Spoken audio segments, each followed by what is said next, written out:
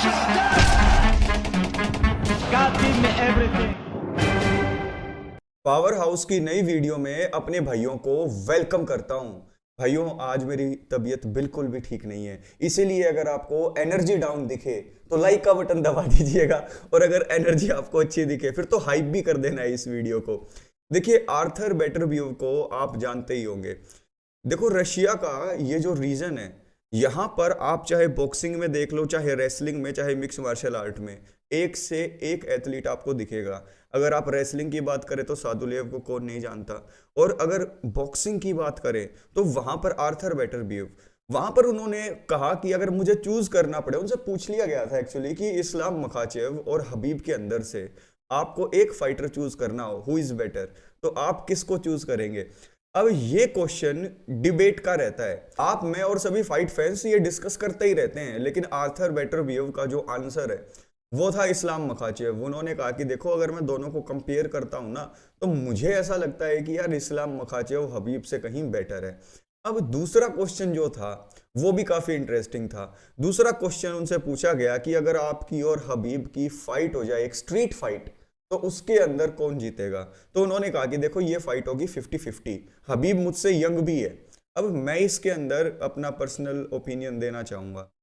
देखिए, अगर बॉक्सिंग की बात करें तो there is no comparison, mix martial art के फाइट की बात करें तो देर इज नो कंपैरिजन, लेकिन अगर आप बात करते हैं स्ट्रीट फाइट की, तो जो बॉक्सर होता है ना, अगर क्लिंचिंग भी हो जाए तो वहीं पर एक मिक्स मार्शल आर्टिस्ट अपने गेम को ले जाता है। तो एक स्ट्रीट फाइट के अंदर भी मुझे ऐसा लगता है कि यार 50-50 तो बिल्कुल नहीं होगी ये फाइट, क्योंकि क्लिंच जैसे ही किया, हबीब विल मॉल हिम। तो यहाँ पर मुझे ऐसा लगता है कि मेरा ओपिनियन तो ये है कि स्ट्रीट फाइट के अंदर तो नहीं जाने देंगे हबीब किसी को भी। और रही बात बेटर कौन है, देखिए, जो मिक्स मार्शल आर्ट के गेम को बहुत तगड़े से फॉलो करते हैं और जो बारीकियों को समझते हैं, उन सबको ये पता होता है कि जो हबीब है भाई, उन्होंने एक लेगेसी क्रिएट की है, और इस्लाम मखाचेव अपनी सेपरेट लेगेसी तो क्रिएट कर रहे हैं। 2 डिवीजन के चैंपियन तो वो बन गए, जैसा बैटरबियोव ने कहा, लेकिन स्टिल आई बिलीव कि अगर आप पिनिकल ऑफ द फाइटर्स की बात करेंगे तो हबीब का नाम एक ऐसी जगह पर पहुंच चुका है जिसको छू पाना काफी मुश्किल है। और ये जो सेम बातें मैं बोल रहा हूं ना, आप इस्लाम मखाचेव से पूछ के देखिएगा, उनका भी आंसर सेम होगा कि nobody is touching Habib legacy. Makhachev ने कहा कि जनवरी के अंदर मैं फाइट कर सकता था, लेकिन हबीब ने मना कर दिया है। हबीब ने कहा है कि देखो, हमारा जो पास्ट एक्सपीरियंस रहा है कि यार एक ही टाइम पर 2 बड़ी फाइट हम नहीं ले सकते हैं, क्योंकि आपको पता है उमर की फाइट आने वाली है। जब पिछली बार उमर की और इस्लाम मखाचेव की फाइट हुई थी एक ही नाइट पर, तो मेराब दवालिशविली से हार गए थे उमर। तो कहा कि यार 2 जगह पर दिमाग चलना टीम का अच्छी बात नहीं होती, खास करके जब 2 बड़ी फाइट हो, तो उसकी बजाय एक ही फाइट के ऊपर पूरा प्रॉपर फोकस करना चाहिए। मैं हबीब की इस बात से एग्री करता हूँ। कहीं ना कहीं ये पॉइंट जो उन्होंने पॉइंट आउट किया है, मैं काफी इंप्रेस हुआ इस चीज को लेकर कि भाई हावियर मेंडिस और हबीब अपनी टीम को लेकर कितने ज्यादा मतलब कि सोचते होंगे, कि उन्होंने सोचा कि यार उमर की बड़ी फाइट आने वाली है, मखाचेव एक के बाद एक फाइट जनवरी में क्यों करेंगे भाई। तो उन्होंने कहा कि थोड़ा वेट करो, इनको फाइट करने दो, हमें जनवरी के अंदर फाइट नहीं करनी है। तो इस्लाम मखाचेव ने कहा कि बेशक मैं करना चाहता था, लेकिन हबीब और हमारी जो टीम है उन्होंने मना कर दिया कि नहीं, जनवरी के अंदर एक टाइम पर 2 बड़ी फाइट नहीं लेंगे हम। लेकिन आगे बढ़ने से पहले मैं अपने भाइयों को थैंक यू बोलना चाहूंगा, अनिल पुनेरा भाई को, जिन्होंने 200 रुपीज डोनेट किए, ओबादा ब्रदर ने 150 रुपीज, और ये इनका पहली बार नहीं है, ही ऑलवेज सपोर्ट हिज चैनल। और उसके बाद मोहम्मद साहिल भाई ने अपने चैनल को 100 रुपीज डोनेट किए। दोस्तों, अपने इस पैशन को प्रोफेशन में तब्दील कर पाने का जो ये सपना है मेरा, उसको हकीकत कर पा रहा हूं मैं आप लोगों की मदद की वजह से ही। तो आप भी स्कैनर के थ्रू अपने भाई को हेल्प कर सकते हैं, डोनेट कर सकते हैं, और आज के जितने डोनेशन होंगे उनका जो शाउट आउट होगा वो कल की पहली वीडियो में मैं दूंगा। और थैंक यू सो मच भाइयों, मेरी पैशन को प्रोफेशन में बदलने के लिए, मेरी बैकबोन बनने के लिए। तो यहां पर इस्लाम मखाचेव, हबीब और बैटरबियोव, इनसे रिलेटेड हमने बात कर ली है, और मखाचेव ने भी क्यों मना कर दिया जनवरी के अंदर फाइट करना, वो भी हम डिस्कस करने लग गए हैं। और पैडी पिमलेट ने इलिया टोपुरिया को लेकर अपनी टोन को चेंज कर लिया है। पहले तो वो इलिया टोपुरिया को एक बम बोलते थे, उनके हिसाब से 155 का उन्हें चैंपियन होना ही नहीं चाहिए था, और वो तो डरे बैठे हैं, फाइट ही नहीं करना चाहते किसी से। लेकिन अब उनका भी जो टोन है वो जस्टिन गेची जैसा हो गया है। उन्होंने कहा कि यार इलिया टोपुरिया चैंपियन है, इलिया टोपुरिया अगर इस फाइट गेम को छोड़कर टाइम ऑफ ले रहे हैं तो ये इनकी पर्सनल लाइफ है, और ऐसे में उसकी पर्सनल लाइफ को लेकर मैं कोई भी ऐसा कमेंट नहीं करूंगा जिससे कि भाई बातें बिगड़ जाए। आखिरकार फाइटिंग गेम अलग होता है और जिस चीज से वो गुजर रहे हैं वो एक अलग पर्सनल मैटर है, तो ऐसे में टाइम ऑफ बनता है भाई, चाहे लोग कुछ भी बोले। पैडी पिमलेट की ये बात सुनकर बढ़िया लगा कि चलो यार, पैडी पिमलेट को सारी चीजों की नॉलेज है। फाइट के लिए, फाइट गेम में रेलिवेंट रहने के लिए वो थोड़ा सा ऐसा अल्ट्रा एग्रेसिव या फिर कॉकी बिहेव करता हो, लेकिन बंदा ठीक है यार वो। उसके साथ साथ यूएफसी के जो बॉस हैं डेना वाइट भाई, उनकी अभी जो क्लिप्स हैं वो वायरल हो रही है उनके इंटरव्यूज वगैरह की, जिसके अंदर फ्रांसिस एनगानू के बारे में वो बातें कर रहे हैं। फ्रांसिस एनगानू ने अभी रिसेंटली कहा कि उनका जो पीएफएल का जो कॉन्ट्रैक्ट है, वन चैंपियनशिप का, पता नहीं किसका है, वो फिनिश होने वाला है और वो चाहते हैं व्हाइट हाउस के अंदर जॉन जोन्स के साथ फाइट करना। देखो बातें इतनी खराब हो चुकी हैं कि इन दोनों के बीच में पैचअप हो नहीं सकता है। डेना वाइट और फ्रांसिस एनगानू के बीच में बॉन्डिंग पहले अच्छी थी, लेकिन कुछ नेचर ऐसा है फ्रांसिस एनगानू का और कुछ नेचर डेना वाइट का ऐसा है कि क्लैश होना बनता ही था इनके बीच में। और आपस में इतनी खटास आने के बाद मुझे 1% भी, माइनर सा भी चांस नहीं लगता है कि फ्रांसिस एनगानू को यूएफसी के अंदर लेकर आएंगे डेना वाइट दोबारा से।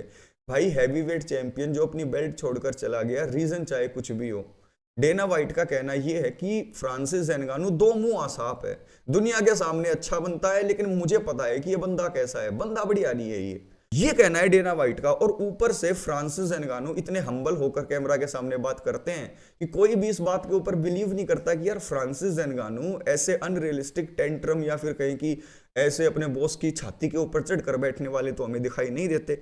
लेकिन मामला कुछ भी हो, बातें इतनी बिगड़ गई है कि जो एक फाइट जोन्स वर्सेस एनगानू की हम देख सकते थे पहले, वो अब मुझे बिल्कुल भी रियलिस्टिक नजर नहीं आती है। अब फ्रांसिस एनगानू कहीं के भी नहीं रहेंगे क्योंकि पीएफएल उनको दोबारा साइन नहीं करेगा और यूएफसी में वो आ नहीं सकते हैं और उनकी एज भी उनके साइड में नहीं है। आपका इस पूरे सिनेरियो को लेकर पॉइंट ऑफ व्यू नीचे कमेंट बॉक्स में कमेंट करके बताइएगा।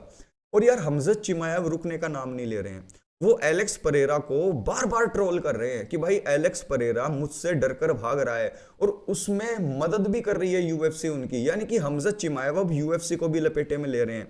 आप एक बार ये कार्टून देखिए, इसको हमजत चिमाएव रियलिटी समझ रहे हैं। उनके हिसाब से एलेक्स परेरा को पता है कि वो एक किक बॉक्सर है और हमजत चिमाएव जैसा रेसलर यूएफसी में कोई है नहीं। अब देखो सच्चाई तो है इस बात में, लेकिन क्या एलेक्स परेरा डर कर भाग रहे हैं? भाई साहब सबकी अपनी एक अलग लेगेसी होती है। हमजत चिमाएव is my favourite fighter and I am 0% bias towards him. भाई मैं बायस क्यों रहूंगा?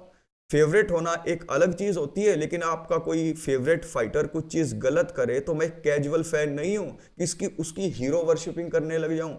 हमजत चिमाएव का ये कहना बनता ही नहीं है कि एलेक्स परेरा जो है उनसे डर के भाग रहे हैं। जरूरत किसको है इस फाइट की? हमजत चिमाएव को। परेरा को जरूरत है हमजत से फाइट करने की? 1% भी जरूरत नहीं है। भाई वो अपनी लेगेसी अलग क्रिएट कर चुके हैं। जिस दिन मागोमेड एनक्लेव को हरा दिया था ना, उस दिन फाइट फैंस जो उनके क्रिटिक थे वो हक खो चुके हैं उनको कुछ कुछ कहने का, और हमजत चिमाएव को जरूरत है। अब देखो मैं ये नहीं कह रहा कि फेमस कौन ज्यादा है, एलेक्स परेरा भी कम फेमस नहीं है, लेकिन बात ये उठती है कि इस फाइट की जरूरत किसे ज्यादा है। और कोई भी ऐसा यूएफसी का क्रिटिक, यूएफसी को कवर करने वाला, चाहे आप इंग्लिश की बात करो, हिंदी की बात करो, किसी लैंग्वेज की बात करो, इस मुद्दे की बात तक पहुंच ही नहीं रहा है यार। क्या कोई यूएफसी या इस फाइट गेम से प्यार नहीं करता क्या? सोच के देखो भाई, किसको जरूरत है? हमजत चिमाएव को जरूरत है अपना नाम बड़ा करने के लिए। तो ये दो मुंही बातें नहीं चलेंगी कि एलेक्स परेरा से मैं ज्यादा फेमस हूं और एलेक्स परेरा मुझसे डर के भाग रहा है। नहीं भाई, बात यह है कि एलेक्स परेरा को आपसे कोई लेना देना नहीं है। एलेक्स परेरा को आपको हराकर प्रूव करने की कुछ जरूरत है ही नहीं। आप चाहते हो परेरा को हराकर यह प्रूव करना कि 205 के अंदर मुझसे आगे कोई नहीं है।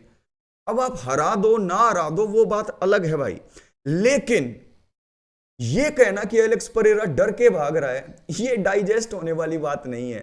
और दूसरी बात ये कि फायदा किसको है, कौन इस फाइट को चेज कर रहा है, ये सब कुछ चीजें आपकी तरफ इशारा कर रही हैं। तो एलेक्स परेरा को ट्रोल करने का या फिर ऐसे ऐसे कार्टून बनाकर उनको कहने का कुछ कुछ सेंस नहीं बनता है। आज की ये वीडियो आपको इंटरेस्टिंग लगी होगी। ऐसा ही कंटेंट दोस्तों मैं बनाता रहूंगा। अनिल पुनेरा भाई, ओबादा भाई और मोहम्मद साहिल भाई, थैंक यू सो मच भाइयों अपने भाई को सपोर्ट करने के लिए। तो दोस्तों आज के जो डोनेशन होंगे उनका शाउट आउट कल, लेकिन आज एक जबरदस्त वीडियो मैं अनफिल्टर्ड चैनल पर डालने वाला हूं, क्योंकि यूएफसी के जो चैंपियंस हैं या जो फाइटर्स हैं वो फाइट नहीं कर रहे हैं, वो दुनिया को ये बताने पर लगे हुए हैं कि अगला बंदा मुझसे डर रहा है।